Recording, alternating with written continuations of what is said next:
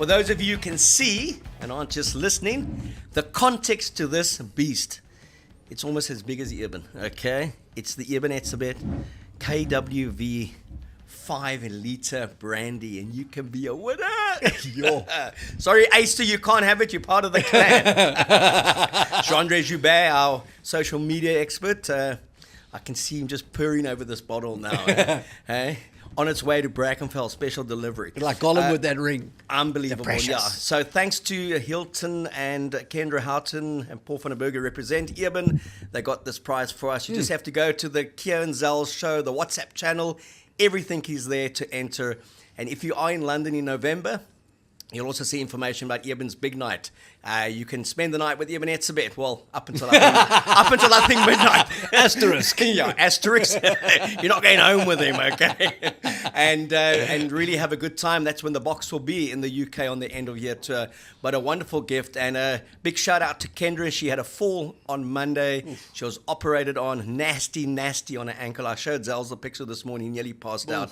But our love goes out to Kendra Houghton. Thanks to Paul van der Berg and obviously to Hiltz, the man who always played outside Herschel Gibbs and inside Robbie Fleck at Bishops in 1992 in that great Bishops team.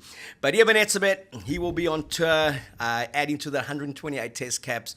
But it's going to be a great night in London with him. So if you are in London, you have some cash, pounds, book your seat.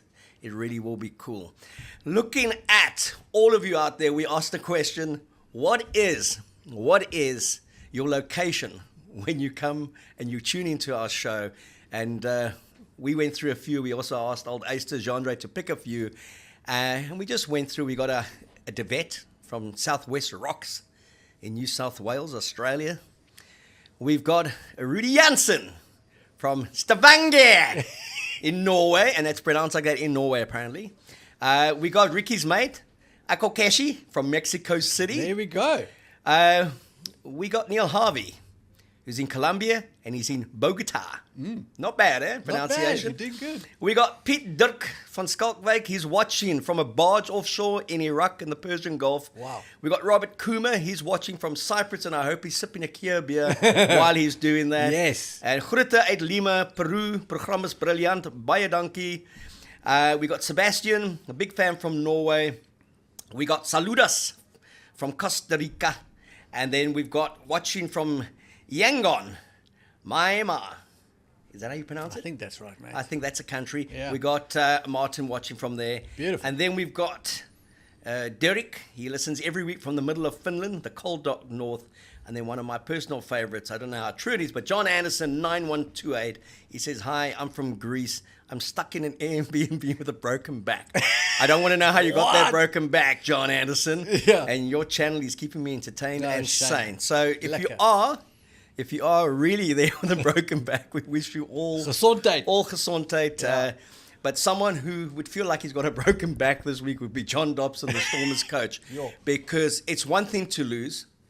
It's really another thing to basically be choked by match officiating. And again, on this show, we're not South African whingers.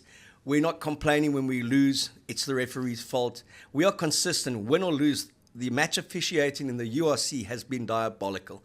I think it's the best competition when we talk non-internationals out there. Better than top 14, better than the Premiership, better than Super Rugby Pacifica. But the match officiating has been consistently awful and woeful. And the Stormers, they got rogered in that 10 minutes before halftime, 10 minutes after halftime, 14-7 to Edinburgh. It changed the whole context of the game. And the thing that happened, for me, there is a formal process. They send off letters to Tappe Henning, our good mate, the South African, who's head of the referees. As I keep on saying, we share something in common. 6th of June, our birthdays. But there is never a consequence to these guys, Zels. And it's just the frustration with players, the frustration with coaches. And when I asked you guys, content matter, the thing that came in the most was refereeing. And no one blaming, saying we lost because of the referees, just saying, how do these players continue week in, week out when there's such indifference, inconsistency? But really, for me, at times, it just looks like absolute bias towards the home team. Yeah, look, we spoke about it before the URC season kicked off. We said we love this competition, but the officiating is woeful. Those words have come to fruition. We've seen it again this week. And I think a lot of it has got to do with resourcing. I'm not sure how much leverage any of these competitions have on these referees, because it looks like we are finding referees from the bottom of the barrel. So if you fire them, who are you replacing them with? It seems like there's a lack of experience and a lack of aptitude amongst a lot of these refs. And that's said within the context of the fact that refereeing a rugby match is probably amongst the hardest sports to officiate. In NFL, you've got a narrower field with way more lines at 1 yard increments and 7 officials on the field. The rugby field's much bigger, much more fluid, fewer lines, and you've got 3 officials. And so it is an incredibly difficult job. It's also a job where you kind of got to turn a blind eye to the laws often to let the game flow. So I get it. I just wonder whether rugby in general, not just the URC, wouldn't benefit massively from investing resources into these refs, pay them like they are superstars, and then expect them to perform like superstars. Because, and I could be wrong here, but I get the vibe like we are running these officials on quite a tight budget. And I think if that changes, maybe you get a better crew. And I would make it a mandate that you have to have played professional rugby to referee it. All these guys leave pro rugby and want to stay in the game. This is a way to do it. And having a guy who's been on the field and understands the context of what's going on can only benefit the game, I think. But then you say Johnny Kaplan was a great referee. No, 100%. Nigel Owens, great referee. Wayne Barnes, great referees. I don't think they play Test rugby. True. So True. I would certainly not go with that you have to have played the professional game, Yes. because my goodness, there's some great rugby players that I would never want to give them a whistle and be a match official. Right. I think your point of investing more in them, Yes. but also holding them more accountable. And it's not go for a referee who would want to referee the game in this modern age of social media. But these are guys, professions that we're talking about in terms of players, coaches. You know, coach gets fired at the end of the season because his team lost 5 games where he can point out 20, 30 clips that should have gone their team's way. And people, oh, you're whinging, you're moaning. Come on, get on with it. It swings in round about 6 of one, half a dozen of the other, that kind of crap. But when you get decisions, and especially when it's tough enough to be on the road and to win away from home, but when you just get this obvious bias and you just know, I take the Stormers, there were 5 infringements on Edinburgh's line close to halftime when they were pushing at 14-7. Not once was there even a warning given to the Edinburgh team. Yet, at times, those yellow cards come out so quickly against a visiting team, regardless. You know, you take the David Creel red card. Jeez. The referee on the field What an abomination. did not rule it because he was right opposite. He saw him leaning in, trying to do the handoff, but also protect himself. The 10 comes in very low, stumbles over, gets up and carries on running. The crowd starts going mad. The broadcaster starts going mad, and the next moment, the commentator is saying, this is just unacceptable, blatant red card, and it takes a judiciary to rescind the card. Now, that started a thing where the Bulls ended up with 12 players. 12 against 15 in the last 6-7 minutes of that game. They were 26-5 up, comfortably in charge of that game. Ended up winning at 29-19. It's a disgrace. It is a complete disgrace. So what's happened to rugby that we've allowed the narrative to change? Like in the North, they pride themselves on the fact that they keep quiet while the kicker's taking a shot at goal. But they bay for the blood of a guy to get a red card and be sent off the field for something that nobody has proven is life-threatening or going to destroy somebody's lifestyle. Could Davy Creel have broken a guy's tooth? Probably, but he didn't. And the incident was so low-key and low-grade that the guy who was on the receiving end didn't even go for an HI. Nothing happened. So it's this massive upheaval and controversy that's got nothing to do with the actual contest that is a very bad advert for rugby. I don't know how they're attracting fans from other sports to rugby. It's a circus.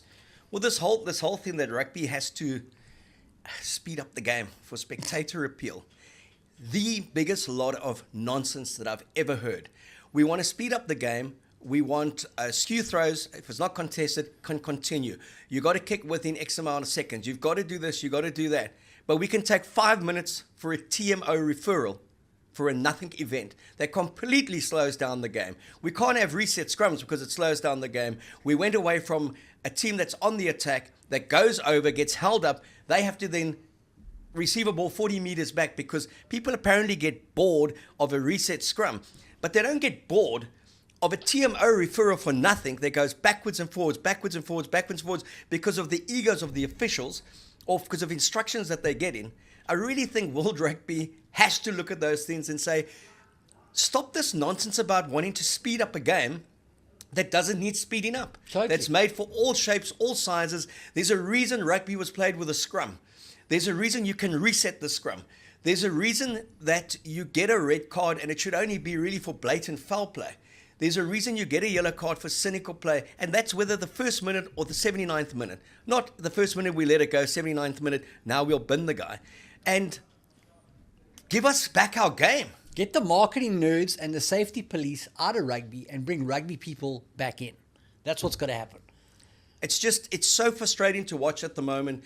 But what also really annoys me is people, as you say, who bay for a yellow card or a red card. Rugby's a contest, 15 players against 15. When I watch my team play, I want to know that the 15 players were good enough to beat the other 15. 100%. I don't want to say we only won because we managed to milk 2 yellow cards or got a guy sent off and we were down to 15 on 13, and that's why we won. You know, I was watching that Bulls game and the commentators going mad. When David Creel got a red card, and then there was Ulrich Lowe, they got the yellow card. Then they were down to 12 because of the substitution and non-contested scrums. And he's like, could this be the miracle comeback? Could it happen? What, against 12? Exactly. I mean, and they still couldn't score in the end. 29-19. So it just riles me. It really pisses me off when I think about what's going on in World Rugby. Rugby needs leadership in a big, big way.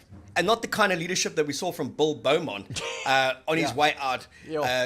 Bill Beaumont played for England, played for the British and Irish Lions at lock. One of the guys that has held the game back so much in his leadership at World Rugby comes out and has a go at the bomb squad. Rassie Erasmus's innovation of the bomb squad, and says in his day and where rugby used to be, games open up in the last 20 and in the second half, and that's where all the points were scored, etc., etc. Too many substitutes, too many replacements. And Russ Petty, who's a very good analyst, I follow him on X, and he put up a clip to show that between 1980, in the 1980s and the 2020s, second half scoring is 54%. Nothing's changed. And your point earlier? Oh, all I'm saying is after all the change we've gone in rugby over 45 years, it hasn't changed the game at all in that aspect of it. So rugby, there's too many people in rugby who defend their jobs by implementing perpetual change. People are so busy accommodating and acclimatizing to this constant change. Nobody actually knows what the hell's going on anymore. Let's just get back to our game and doing it the best way we can, and stop with this thing that we have to constantly be tweaking, changing the laws. Let's just play rugby. Let's just get back to doing that. Well, let's go back, and I'll always bring back the rucking, okay, in rugby. Now, you go back to the 80s. And before that, you got quick ball because you were either stupid or very brave to be lying all over that ball, and your back would show it. Some guys took that as a mark of respect, having 15 stud marks raked across them, but there was seldom a boot to the head. That would be accidental. Yep. There was seldom anything to the head. The only thing that came closer to the head was if someone clocked someone with a punch. There were accidental head clashes that everyone just went on with. Exactly. Now, we talk about the accidental head clash. Now, you've got a 10 running on a 10. 5'4", both of them. One ducks down. The other one hits the head, and it's a red card offense. High degree of danger because the referees are now medical experts, okay? You go and watch every game. 10 meters from the try line. Every forward, that's pick and go, pick and go. There's a head clash every single time. Exactly. 120 kilograms plays 120 kilograms, nothing said about it, play on. So when they keep on talking about the head it's sacrosanct. That's what it is, and you don't go near there. I would understand if there's a headbutt on a guy. But that's what cards are for, egregious foul play. That's when you send a guy off. He bliksums a oak in the jaw with his fist, he cops him, then you send him. Not for an incidental contact in a rugby situation. And like you said, those forwards are conking heads all the time in the red zone. Where are all the dead bodies? Where are all the oaks in the wheelchairs? Where is this degree of danger? Where's the evidence of it? But where's the referee in a TMO of no medical expertise deciding what is a high degree of danger and what isn't? Precisely. In terms of a medical evaluation. I mean, we go back to last year's match at Dublin between the Bulls and Leinster. When Curtly Aronson nearly got decapitated, okay? by the 9 coming across, flinging himself at him, smashing his head into it, and it was going to be play on, where commentators saying, but surely the 9 thought that Kirtley was going to dive. No, didn't he say something about it being a kiss? No, he said, and all you see there is the 2 heads kissing each other. Now, that took so much to eventually get the guy a yellow card, and that was deemed sufficient, okay? As Jake said afterwards, David Creel, if he didn't go for the handoff and with a leading elbow, because that's how you hand off, with a leading elbow as well. If he had just taken the contact, the red card would have gone to the 10 for bad tackle technique, because he would have knocked him in the head. That's how absurd it is at the moment. Completely absurd. You know, to my mates at the URC, please do something. Please do something. We got one of our great mates there, Charles Kraus, who's the COO. I think he hears my frustrations all the time. I send him lots of WhatsApps. I know it's not his decision making. He was at Croke Park, though. I sent us a picture, as you'll see up on the screen.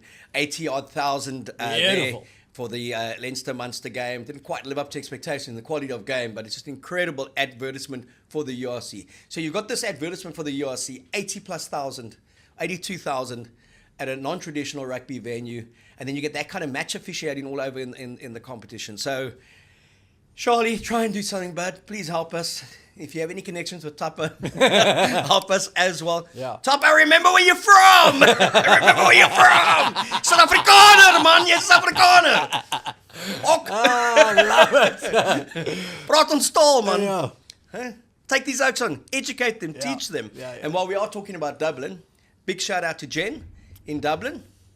As we said, we've always had one favorite South African in Dublin with Charles Kraus. And now we've got a second one.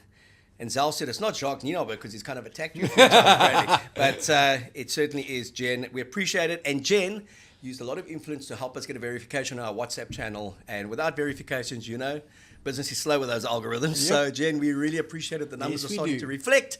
And when we're in Dublin, or if you're in South Africa, we will certainly treat you. So thanks a lot. Big shout outs there. And then again, well done, Leinster. Good win. Well done, Munster. Great occasion. Yes. And that's kind of what makes this URC so special. Spot on. Looking back at the game, Zali, we Yes, called sir. 4 from 4. We was wrong. No, we weren't. 2 from 2. Yeah. You're only good as your last 2 games. Die Lukkies. Hulle bruin. Yo. I'm loving the Lions. And you know what I'm loving about the Lions is that they were the kings of Super Rugby, and I was getting a lot of heat back in the day for saying that style of rugby was unsustainable and they wouldn't win championships with it. And now they are the kings of the URC from a South African perspective this season. They are the team in the South African Shield that ranks highest for kicks and tackles. They're playing very clever rugby. They're putting the ball where it needs to be, and then they're converting it into tries. They've got some deadly finishers that are thriving off some of this percentage stuff, and it's fantastic to watch. And I enjoyed the way they came back from 1913. The Lions of last season and the season before that would have lost their game 36-20. At 1913, there was composure, and they played very, very intelligent rugby, and then scored a magnificent long-range try. But they closed out that game, and they got the win on tour, which makes them 3 from 3. They play Zebra. You would have to back them to beat Zebra, given the way they're playing. And that would make them 4 from 4, 2 up north, 2 at home. That's massive numbers in terms of league points. Mate, I'm telling you, people think I'm joking. This hot dogs thing, there's some sort of secret sauce to that. Since the Lions have been chopping down to those escort Viennas, they're on another level. The other team should be looking into this. So, Lions, as we keep on saying, Cash from Rowan did say, top 4, called it, baby, mate. top 4. We're it. going to do it this season. Looking good and just playing some really, really good rugger. And with some unheralded stars, but players that in 2 or 3 years' time. Well, that's what I was going to say. I think the core of this Lions team, and I'm including the likes of Jordan Hendricks, etc., are going to feature at this next World Cup. These guys are growing and coming through at the right time. I think they can taste it, and you can see it in their performances. And from the weekend, anyone from that Lions side that really stood out for you? Oh, there's a bunch of guys in that team. They're all overachievers. And Tlabakanye, that's a lovely team. Full of guys. Renzo Duplessis came on in the second half. He's a guy to watch. There's just so many nice quality players in there, unheralded, that play above the level. It's good. Okay, so we had them to win. They did. Well done. We had the Bulls to win.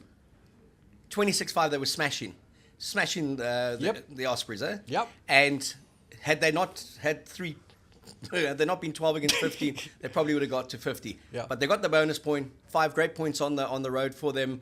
What did you make of their performance? Thought very good. I think we're still at that phase with the Bulls where they've got to put 80 minutes together. There were extenuating circumstances in this particular game, but I think that would probably be a big priority is to play for 80 because I think they were up.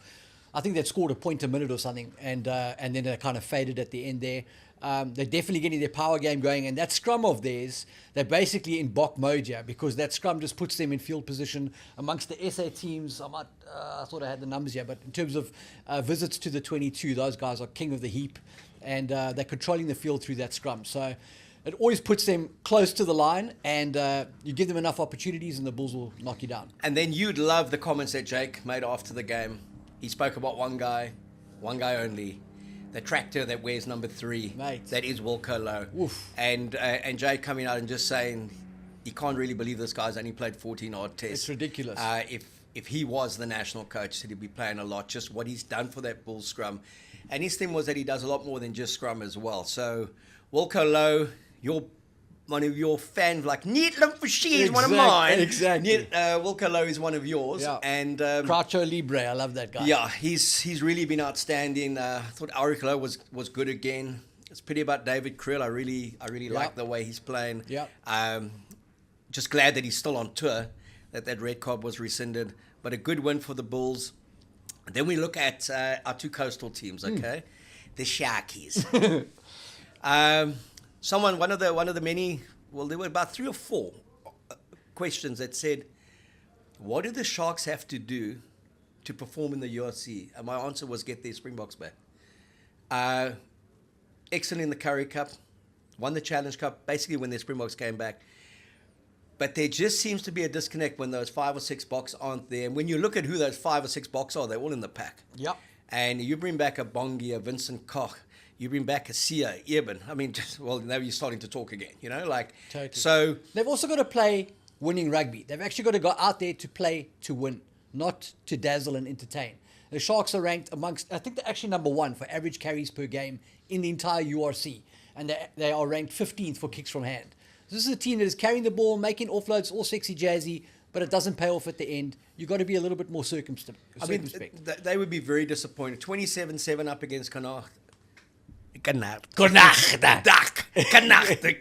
No poulet. And then, wow. I watched that Benetton game, and Benetton haven't been overly impressive in the start of the season. But they just got pumped, and fell off tackles, kind of seemed to lose heart and desire during that game. 38-10, and it was 38-3 right on near the end. Yeah. That's a walloping, That is a walloping. And I think that Benetton team was due a bounce back because they are a better team than that. Reno Smith is a massively underrated player. But the Sharks needed to do better there. That just wasn't good enough the whole way around. And not for a team that had come through the Currie Cup, won it in dramatic fashion. A team that had kind of been buoyant because they won a Challenge Cup. Last year they were diabolical in the URC with the quality of player, the amount of spend. They should never be outside of a top 6 in the URC. Actually, they should never be outside of a top 4. Not with that given the quality and depth of that squad. And they're not the kind of squad that you ever expect to go overseas and be 38-3 down with 2 minutes to play. Yeah, I don't think it's a coincidence that they lost Ethan Hooker early on in that match, and that was the result. I mean, he's been great for them. Sia Masuku's goal kicking has been great. The rest of his play, I'm not 100% sure. And Andre the Giant fancies himself as a playmaker, even though he's built like a number 8. Maybe they need to look at what Harlequins did at times and play him at fly half and bring Ethan closer to the ball. They may have something there. I don't know. They've got some decisions to make because it's a bit all over the place at the moment. Yeah, so expecting them to bounce back? I hope so. I mean, it is Glasgow. They're not too bad. They're not bad, and they're a side who's shown they can travel, okay? Yeah. It is in Durban. Because we are obviously patriots, and we always say 4 from 4, we're backing the Sharks to come back this weekend. We're backing them to get a win. The referee is Chris Busby. Hey. And the Sharks are 7.5 favourites to win this game. I don't know how. I don't know how. The Stormers are 7.5 favourites to beat Munster. I don't know how. The Lions are 15.5 favourites to beat Zebre. I do know how. And the Bulls are 11.5 favourites to beat Scarlets. I do know how. So they're favourites all round. So it's another 4 from 4. We looked on the WhatsApp channel, our WhatsApp channel. We asked you, is it going to be 4 from 4, 3 from 4, 2 from 4, 1 from 4, or 0 from 4? And the majority of you said 4 uit 4. I love that. For die Suid-Afrikaanse spanne. Beautiful. So we've got the Sharks to edge it. They're going to have to play well because they are a team also. When they were struggling in the URC, we're visiting teams, I think of Edinburgh, I think of Benetton, who came to Durban and actually won. So it's not that there's this fortress there at the moment, and they certainly need the influx of those Springbok players who are in the current national setup. We look at the Stormers. Yep. Edinburgh, always a tough place to go. We weren't going to be fooled by the 50-odd points they conceded at the Lions. Extenuating circumstances at that 14-7 period, but you still expect the Stormers to be better. Yeah, the Stormers are also in a tricky position because Gaza is their best flower off, great player, but Yuri Matia is the best goal kicker in the comp. And Gaza has struggled with his goal kicking. And this is a team that's struggling to produce tries. So you've got to get your points from somewhere here, you know. So I'm not saying that they should move Gaza. I'm just saying it is a tricky position to be in when you got the sniper fly half who doesn't really unlock the game that you want to play. You got the guy who unlocks the game you want to play, but then the goal kicking becomes an issue. The Stormers are starting to feel like they are really missing that front row that they had when they won the championship. The Steven Kitsoff and Frans Malhaber, the classic Bok rugby. What the Bulls are benefiting from now is you're always in good field position, positive territory, and so good things happen. Other teams are under pressure. You get those kicks that put your ice skaters on the front foot and they go for it. They chop teams to pieces and score great tries. But with the scrum that's not dominating like it used to, the Stormers are almost reactionary now. They are waiting for other teams to make mistakes under less pressure than what they used to generate. And so the try-scoring opportunities are fewer and far between. So they've got to get that scrum back. That's the key. That's the key, is get the scrum back to its full force, and I think that brings in Gelant and it brings in Gaza. And what people quickly forget, you talk about the scrum. Dion Fourie, Diamani, and Evan Roosonte. Now, that was their starting loose trio. Turnovers, mate. So you're talking about those three players. You're talking about no Frans Malhaber and no Steven Kitsoff. That's 5 of your pack gone. And that made them so dominant. No Mani Lebok at 10, and we know he plays well for the Stormers. 100%. And that allows Damian Williams to either play 12 or to play 15. Hartzenberg starting to come back. It's not the same Stormers side that won the competition, not the same Stormers side that has been competitive. This is a very underpowered Stormers setup at the moment. These guys they're giving it their all when they get out there. But let's not think of them as the title-winning Stormers because there's been so many changes. Totally. And without their Springboks, I mean, they'll be far better when the Boks come back, and when Sasha comes back and Marnie's available again, and the likes of Kitsy, we hope that he comes back at some stage from his injury. Dion Fourie, even at 39, would still be massive there. Massive. I think Achiever's a big loss for them. Achiever's a big loss in kick chase, the speed to chase those kicks, and then Dion over the ball, huge loss, and Steven Kitsoff. Yeah, and it's kind of, you only know what you got sometimes when the player leaves, and I think he was disillusioned, Diamani, when he wasn't picked in the national setup.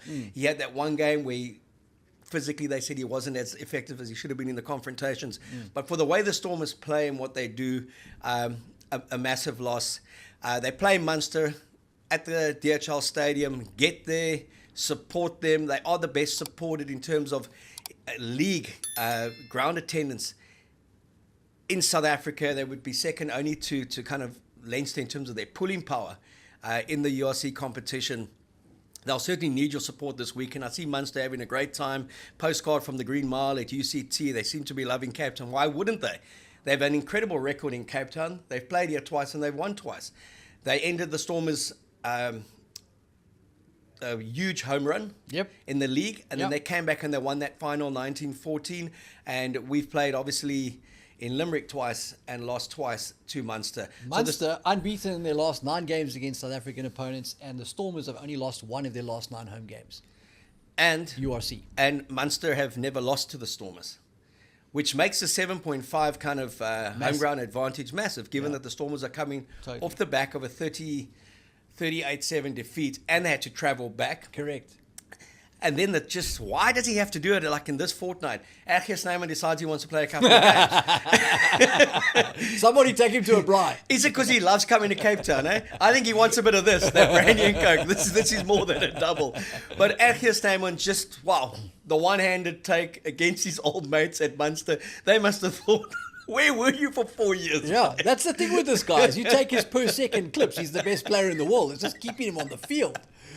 Yeah. But he was really good. Yeah. So he won't be here this weekend. It's Jean Klein that will be here. Ergier will be playing for Leinster. We'll have to get him in Dublin. But thank goodness he's not in Cape Town. Yeah. Jean Klein, good to see him back on the field. Very quality good. player. Yeah. Munster, a quality team. I mean, but also this season have shown that they can have that off day. They went to Zebra. They went to Zebra and conceded 6 tries. So there'll be a lot of there'll be a lot of fight in the Stormers setup. Important game for the Stormers to get back on the horse. They win this, they're 2 from 4. They win the next one, they're 3 from 5. And that's a good start. I've got them to win it, but hell, it's going to be close. Eh? And there's always that psychology when you haven't beaten a team. And these guys love coming to Cape Town, and why wouldn't you? It's a great place to come and stay in for the week and then to play some rugby. Where's your call game this weekend? I'm going to say with the Stormers, Mike Adamson is the ref. Well, one thing I know about Dobbo's teams is they play for 87 minutes. And so it's in their DNA. You know, the cardiac stuff is part of who they are. So unless Munster keep it very, very tidy, Gelant and Gaza are going to manufacture something from nothing. I'm not going to say it's pretty, but I give it to the Stormers to win. And Gaza, by his own admission, I think maybe because he was maybe trying a little bit too hard, taking on too much responsibility. First game at 10 for a long time, felt he could have been better, slipped off a couple of tackles, which you just don't normally see from him. I think we're going to get a big game from him. Big time. And Warwick Gelant, I think at times, I just want Warwick to back himself a bit more with ball in hand, because when he does that show and go, everyone falls for it every time. Your eyes leave the TV. Yeah, basically. And Yeah. just keep on going, mate. Yeah. Don't offload it. Totally. Ben Jason Dixon, big game from him, hopefully. Yeah, he needs a good one. Guy like Andre Smith, who's back in the mix. So there's guys there that need to put up their hands and just lead from the front. I mean, they've got it. They've got that spirit within that squad. Yeah. And they're a really good bunch of Oaks as well. Yeah. You know, Cape Town can be proud of them and the way they play. I'd like to see Zas involved a bit more, maybe from the blind side, bring him in, because he's a real tackle buster. He's a hard guy to bring down, and he's been very effective. So maybe bring him a bit closer to the action off the blind side and see what happens there. Make those fringe defenders catch up on him. And for the Stormers Oaks, I want to say, if you're watching, do it for Storm and Norman, man. Don't leak tries. Yes. The defense has been good, mate. Do it for Rito, okay? Yeah. Do it for Darbo, and then do it for Darby. I mean, I think that Oak hurts more than anyone else. When the score was 38-7. These guys are so passionate about you. Yeah. And, and just go out and make Cape Town smile again and win on the weekend. Looking at what makes everyone smile, Rassie Russens makes everyone smile, Yes, okay? he does. We got a very, very good question to say. One, where does Rassie rank in terms of the South African coaches in the professional era? I think people would say, just the facts speak for themselves, he has to rank 1. Yep. 2 World Cup wins, Yep. a British and Irish Lions series win, 2 tests against the All Blacks, winning in New Zealand, in Australia, and beating every team that there is. So let's put him out there on his own, okay? Who else is in the mix? And then what does life look like 2027 and beyond? And we'll chat about that a lot over the next couple of years. But who is the replacement to Rassie? Does it come from within the system? Does it come from outside the system? Is it a young coach? Does Jock Ninaba come back? Is there ever going to be life for Jake again at test level? I know Nick Mallett has said, I don't think he ever wants to coach at test level again. He doesn't need the stress in his life. Yeah. Is Dobbo the answer to come through?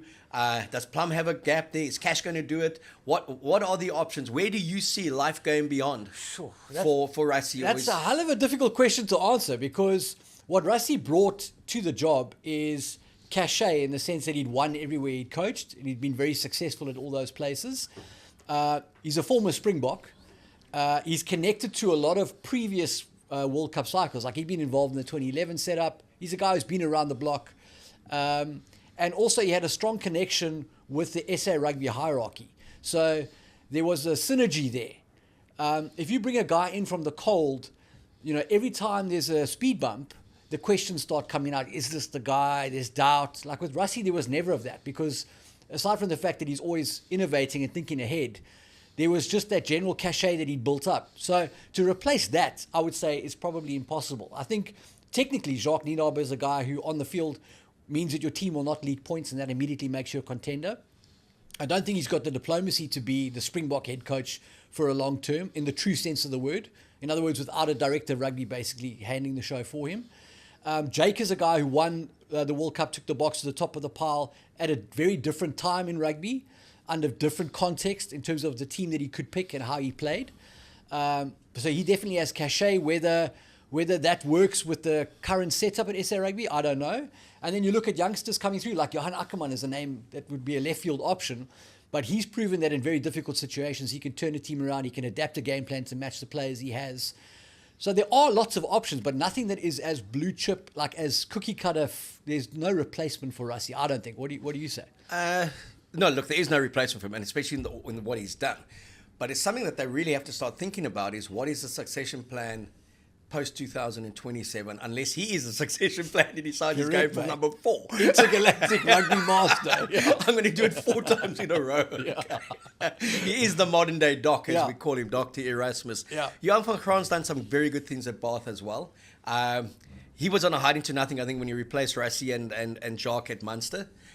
Competitive with Munster, but really has turned Bath around, and a nice intake of South Africans there as well, helping him do that. Yeah. So he's a name we mustn't forget about. I feel for Alistair Coetzee and Peter de Villiers when they did coach the Boks. I never felt Peter de Villiers was good enough. I felt Alistair was out of his depth, but also he couldn't pick international South African-based players overseas, so he was also on a bit of a hiding to nothing. Yeah. I think they had value. Peter was very good with the under-21s. I thought Alistair was always very good as a backs coach, an assistant coach. So please, it's not race related at all, and let's not go there, okay? I'm looking at who has coached and what they've done. Henning did good things in his first 2 years, kind of fell apart in that World Cup year and just before that. But I think for me, you would have to say, Carl, I think, was ahead of his time in the way he wanted to play. Brilliant mind. I don't think could get it over to the players who weren't as gifted as him in his day. But I would say I would put Nick. Jeez, that'd be fun. I would put Nick up there. That would be fun. And Jake. I mean, Nick is a great option, actually. I know he would never take the gig, but I mean, I think a Nick Dobber combination could be quite interesting. With the kind of mentorship and the gravitas that a Nick Mallard would bring to a box setup post 2027, and Dobber to kind of be the hands-on coach and the philosopher within the setup. But I would like that combination. But if you talk of where I rank the Bok coaches from 1996 onwards, I would say Rassie, given what he's done, he stands head and shoulders alone. But for the rest, I would have to put Nick Mallett there. 16 matches unbeaten, went to a World Cup, dramatic World Cup, against one of the great Australian teams of all times. They lost in extra time, 27-21. No tries conceded, beat the All Blacks in the third and fourth playoff. Had they got to that final, they would have rolled their French team, and he would have been a World Cup winner as well. Won in New Zealand, won against all the teams. So for me, he is. I think 71% was his winning record, the most celebrated, and obviously Jake, 2007 Definitely. World Cup win, he's up there. So if I had to rank them, Rassie, because of what he's done in the current situation where he is, Nick Mallett, Jake White. That's where I'd rank them. Beautiful. Thanks, that's very kind of you to say that. Beautiful, mate. I'm still getting over how you said Stavanger. Stavanger. So keep on telling us where you do watch from or you do listen from. It's fascinating. The one idea that Zels and I are playing with, because we got the Box by 10 t-shirts, we got the mugs, we got whatever Float wants to give us to give away. We've got Keo Zels shirts coming. Yeah, we got Keo Zels shirts coming as we come out the mountain in Table Mountain. But we're going to have a shirt printed that we're going to wear. And it's going to be from every city that you guys have logged, that you watch us from. It's going to be a shirt, obviously, that gets updated all the time. And in the next couple of weeks, well, especially by the November series, we'll be having a Box by 10. And everyone who supports a Box by 10, your city that you watch from will be on that shirt. How cool is that? That is cool. So we really do thank you for your support. Go to that WhatsApp channel. Help us there. Support Eben when he's in London. Send your best to Kendra, who's recovering from a serious op on her ankle. One of you is going to be the lucky recipient of this 5-liter monster. It's almost, as I said, as big as Eben himself. KWV brandy. We're going to close on one thing because we don't get too political on this program. But it's lots of questions that you guys asked. The much publicized equity deal with South African Rugby, the selling of 20% to an equity partner. There's been a showdown. There's been a standoff. 7 of the 14 provincial unions wanted a postponement because they weren't happy with what they considered a lack of transparency from within South African Rugby. Mark Alexander, Rian Oberholzer said there has been transparency. Yuri Ru's been the consultant on that. Rian fired back to say there would be no delay, and they would have the vote tonight, and the vote would decide what would happen, and they wouldn't entertain another equity deal offer at the moment because of the one that was on the table. They needed 75% majority. At that stage, they only had 50%, 7 from 14 guaranteed. Gator McKenzie, the sports minister, came in, made a public appeal to Mark Alexander, wrote an open letter and said, for the sake of calm and sanity, can you postpone it? And SA Rugby has agreed to postpone it. So it is postponed. They're all back at the boardroom. Your thoughts on that, Zels? Yeah, look, I'm not a very clever guy when it comes to this sort of thing. From what I understand, it's a 20% share in this SA Rugby venture. And it's effectively, from what I understand, a loan. So the money that they invest has to be repaid, but the 20% is something that these guys own in perpetuity. So we're giving away something forever for a short-term loan. That doesn't seem like good business sense to me. Again, I don't know all the details. I'm glad that they are pumping the brakes just so everybody's on the same page and there's clarity. And I think the best decision, as much as we want to cash in the short term on our success, we need to make good long-term decisions here. Yeah, and I think, again, I hate political interference in sport, and some would say Yeah. the sports minister has no right to get involved. I think his intent to get involved is for the right reasons. Yeah. He said he wanted to arm himself with the most informed opinions when he Yes. gets asked questions in Parliament. And look, I've enjoyed Gator McKenzie since he's been on the scene because I do believe he's there for the athlete. He's getting this serious amount of heat at the moment for going to Olympic Games, going to test matches. Yeah, that's part of his job. And He's you know, legit. And I also hate the sin that, why is he not flying economy? I mean, if you're a minister, they're going to fly business, they're going to fly first class, Yeah. they're going to stay in good hotels. It's just part of the nature of the job. The crap that they've got to deal with is the counterbalance. So from what I've seen, what I've experienced, he's there for the right reasons, and there's no threat and anger in his narrative. There's a lot of solution seeking. Yes. And what he wanted was a compromise in terms of, let's do this in an adult, mature fashion, and let's be able to answer each one's questions. So we don't need 14 provincial unions to be fighting the national governing body, the custodian of the game. We need them to be working together for the good of South African rugby. Correct. So I think it's the most calm, balanced decision. And I just get the feeling from what's going on is that people believe there has been a lack of transparency, whether it's accurate or inaccurate. But there seems to be a big thing about who's getting commissions on this deal.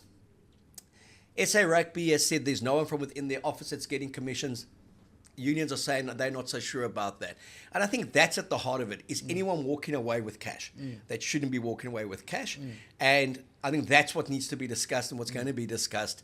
And that the unions haven't come in at the last minute and basically been forced to make a decision when they feel they don't have all the information. And historically, we know how it's worked within South African rugby. Going back to the start of time, it was always horse trading, bartering. Make sure that each provincial president has got your hand till that vote, because he could just turn and take another piece of paper. And it was short-term game for people who were in charge. They're not necessarily in the interest of the game. But calm and sanity has prevailed. The other calm and sanity would be 4 from 4. 4 from 4, baby. Let's do it. 4 from 4, box by 10 and 4 from 4, baby. URC and the match officiating. Charles, speak to Tappe.